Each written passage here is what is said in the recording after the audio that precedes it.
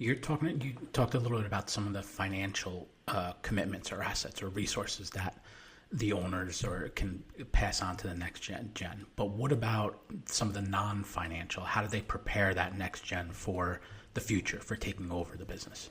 Yeah, to me, they're more important. It's because I'm not a wealth advisor.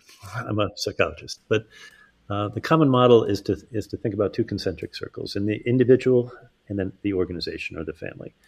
And this is, if you've got kids, our girls are 29 and 30, but this is how parents raise their kids. How does the kid fit into the family? How does the kid fit into the school or the city or the town or the country, right?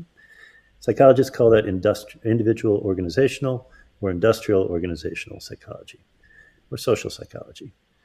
We do the same thing when we think about succession planning. How does this individual access the family system, the business system, and the ownership system?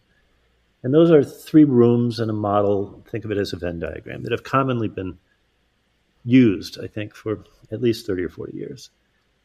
In Asia, it's been what, G50, G80? Some of those stories are incredible. But we're missing out, I think, on the other system, which you see referenced in the book, and that's the learning system. 100% of my clients have a high growth mindset. Peter Senge would call that a learning system, to the extent we're willing to learn about options and variables and ask questions. Curiosity is a measure of our success. So the non-financial are much more important in the long run.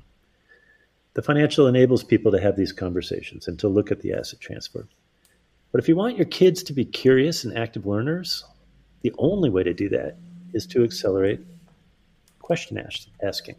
Curiosity is the currency of learning.